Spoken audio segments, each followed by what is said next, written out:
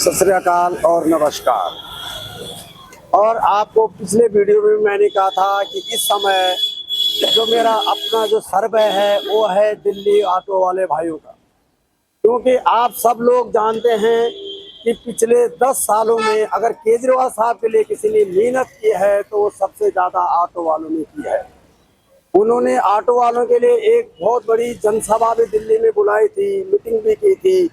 उनसे बहुत सारे वादे किए थे कि हम आप लोगों के लिए साथ खड़े हैं और आप लोगों को रोड में किसी तरह की दिक्कत नहीं आएगी, कहीं पे भी कोई दिक्कत आए तो हम आपके साथ आम आदमी पार्टी खड़ी है।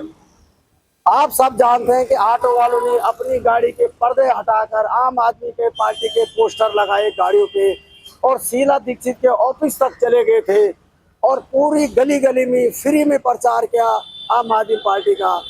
लेकिन इस बार 10 साल पूरे हो चुके हैं, अब 2 महीने में इलेक्शन है, तो इस बार हम जानना चाहते हैं कि दिल्ली ऑटो वाले जो हमारे भाई लोग हैं उनके मन में फिर से सरकार के प्रति कितना प्यार है या फिर कहीं ना कहीं सरकार उनके वादा पूरा नहीं कर पाए इसमें लाचार है। तो हम ही इनसे पूछ लेते हैं। अभी हम खड़े हैं, आपको पता ही है कि अशोक नगर मेट्रो स्टेशन के पास में।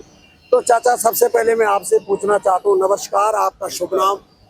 सतीश कुमार वशिष्ठ। सतीश कुमार वशिष्ठ जी आपका नाम है। सर, इस बार आपको क्या लग रहा है? देखिए, आम आदमी ही आएगी। अच्छा, हाँ, ये है, इतनी सीटों से नहीं आएगी, कम सीटों से आएगी, पर आएगी आम आदमी पार्टी। कुछ तो उनके ऐसे कुछ 2-4 काम गिनाओ जो इन्होंने दिल्ली में हर तबका के लोगों के लिए किया है। देखिए, स्टैंड बनवाए ऑटो वालों के लिए। ऑटो स्टैंड बनवाए। अच्छा, ये नहीं बनवाए। हाँ। और फिर ये तो बीजेपी और कांग्रेस तो चलने नहीं दे रही थी ऑटो वालों को। अच्छा, हाँ, अच्छा, ये भी है। और क्या, जगह जगह पे 5 नंबर वाले रिफ्यूजिंग के चालान, ये चालान, वो चालान, और आम आदमी पार्टी ने बहुत कुछ करके दिखाया। अच्छा, तो कहीं ना कहीं आप लोगों का अभी भी उनके साथ खड़े हैं। हाँ, अभी भी है। और कुछ सुविधाएं भी आपको उनकी सरकार की तरफ से? देखिए, लेडीज फ्री कर रखी है। अच्छा, बिजली 200 यूनिट फ्री कर रखी है। अच्छा, और इससे आगे क्या लेता है सरकार ने दिया नहीं। क्लिनिक है। मोहल्ला क्लिनिक है। अच्छा, दवाई फ्री है, स्कूल है, स्कूल की पढ़ाई अच्छी है। अच्छा। हाँ जी। तो सर, आपका शुभ नाम? मेरा नाम है मोहम्मद सद्दाम खान।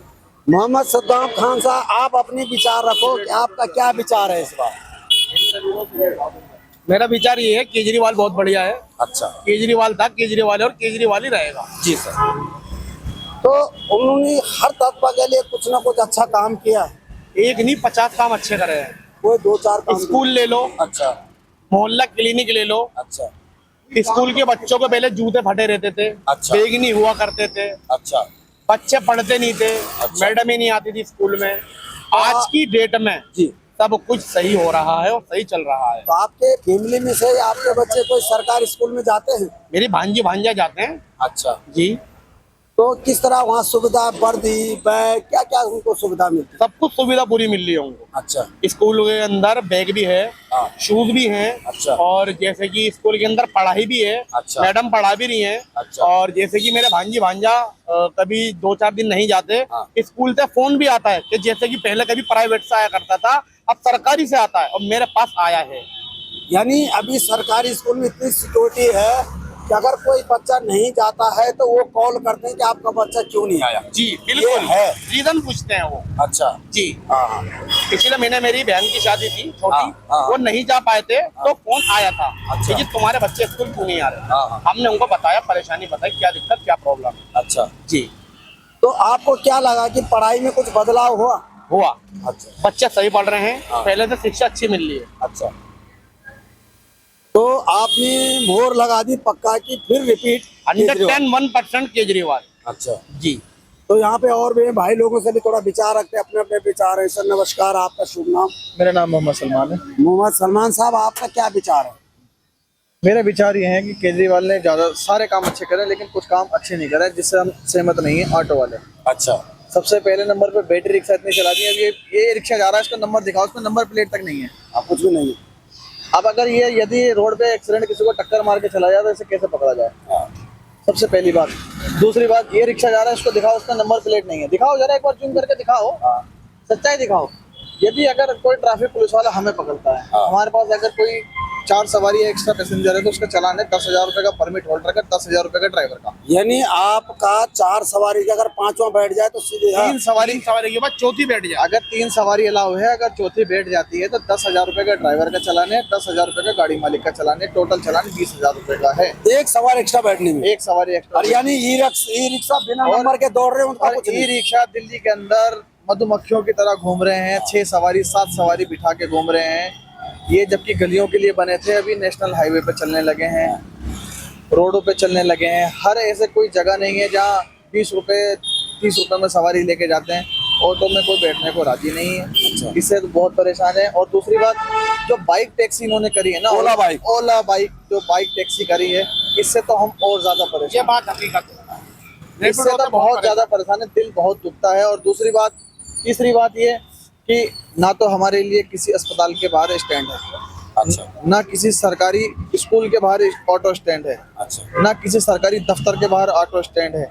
ठीक है, कोई प्राइवेट जहाँ TSR के बोर्ड लगे ना, हेल्थ एंड गो के, ट्रैफिक पुलिस वाला वहाँ आके भी चलान मारता है, क्रेन वहाँ भी आके उठा के ले जाती है। हम ऑटो वाले जाए कहाँ गुरुद्वारे। सर वैसे उन्होंने आपसे वादा किया था जब आपकी जनसभा बुलाई थी कि ऑटो वालों के लिए हर जगह पे हम स्टैंड तैयार करेंगे ताकि कोई ट्रैफिक वाला उनको परेशान ना करे। उसमें लिखा होगा ऑटो स्टैंड, चाहे हॉस्पिटल के बाहर हो, मेट्रो स्टेशन के नीचे हो या अन्य पार्किंग के किनारे हो, ताकि कोई भी उनका परेशान ना करे कि यहाँ से हट जाओ। तो ये वादा से कहीं ना कहीं पिछड़ गई। ये उन्होंने अपना वादा खिलाफी करी है। आप किसी भी अस्पताल के बाहर चले जाओ, ऑटो स्टैंड बाद में मिलेगा, पहले वहाँ ठेलियां लगेगी जो उनकी जेब गर्म करती है, पुलिस वालों की और MCD वालों की। किसी भी हॉस्पिटल के बाहर चले जाओ, आप किसी भी मेट्रो स्टेशन के बाहर चले जाओ, वहाँ टैक्सी के बैटरी रिक्शे के लिए स्टैंड है, लेकिन ऑटो के लिए स्टैंड नहीं है वहाँ पे, क्योंकि पैसा देता है बैटरी रिक्शे वाला, नंबर से चलाता है वो।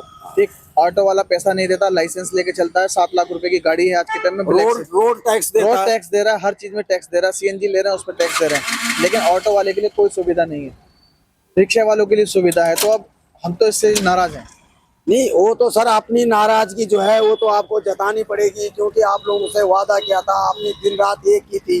शायद अभी भी आपके मन में विचार हो, लेकिन फिर भी आपके जो आदमी को जो वो परेशानियां होते वो तो बयां करनी पड़ती। तो क्या आप कौन से विधानसभा से आते सर? मैं सीलमपुर विधानसभा से आता हूँ। सीलमपुर विधानसभा, तो सीलमपुर विधानसभा में भी तो शायद विधायक आम आदमी पार्टी के ही आपकी तरफ से। आम आदमी पार्टी के हैं, लेकिन अब वो दल बदल हो गए हैं ना, वो अब कांग्रेस में चले गए हैं।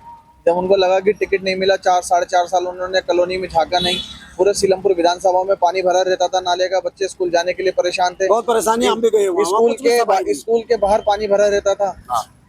सियारदास स्कूल है, वहाँ स्कूल के बाहर सीवर बह रहा है, बच्चे परेशान हैं, बच्चियां छोटी छोटी परेशान है स्कूल जाने के लिए। विधायक ने कभी आके झांका नहीं वहाँ पे।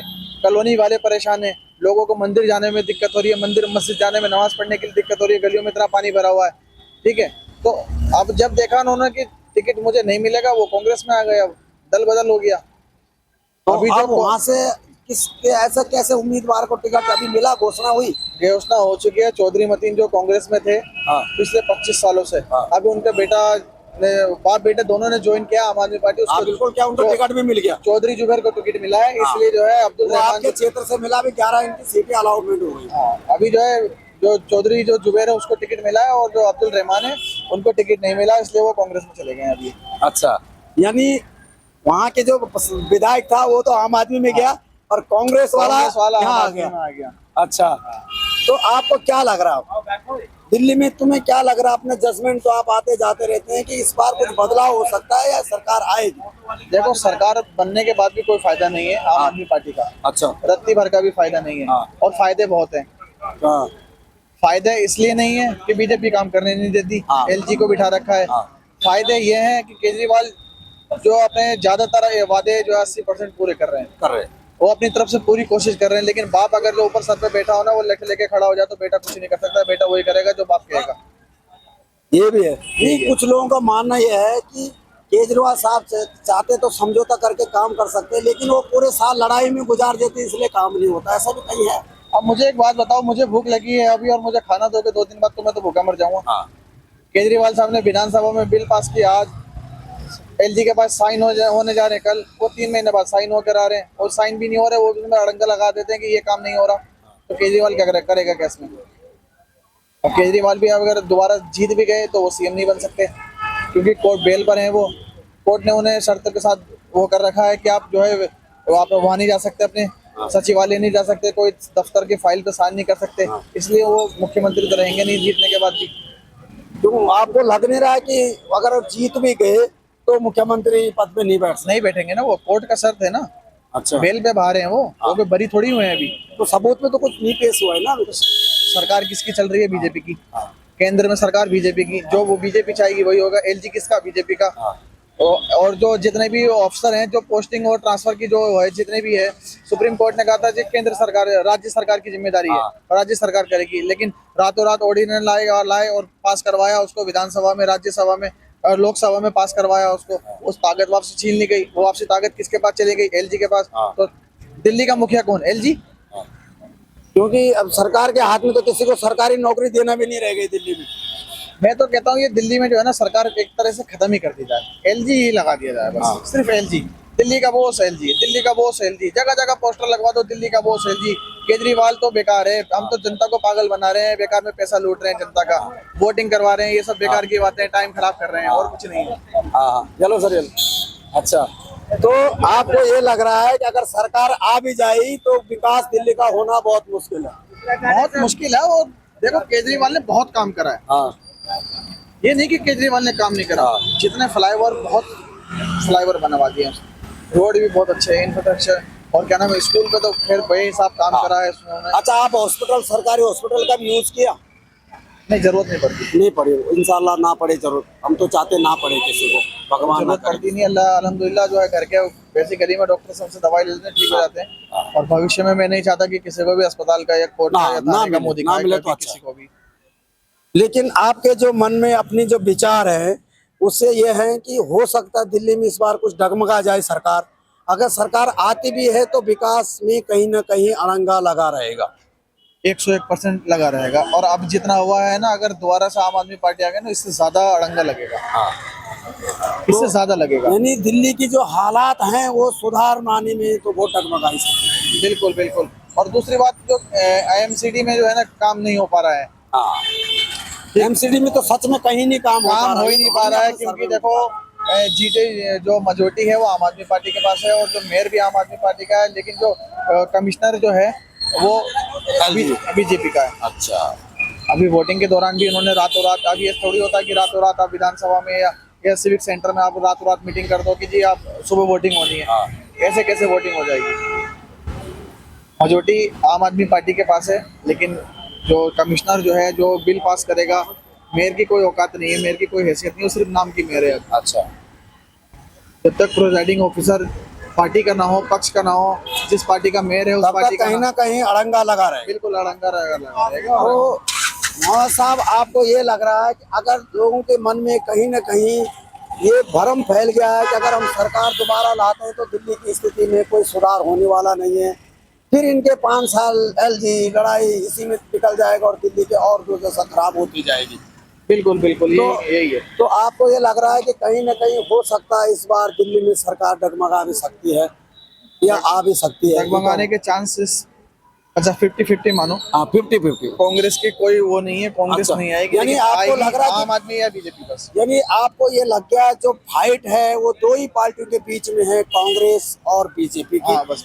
कांग्रेस को आप दिल्ली में कहीं भी नहीं लगाते? नहीं, कांग्रेस जो है ना अभी बहुत कमजोर हो चुकी है। कांग्रेस के जितने नेता सारे कमजोर हो चुके हैं।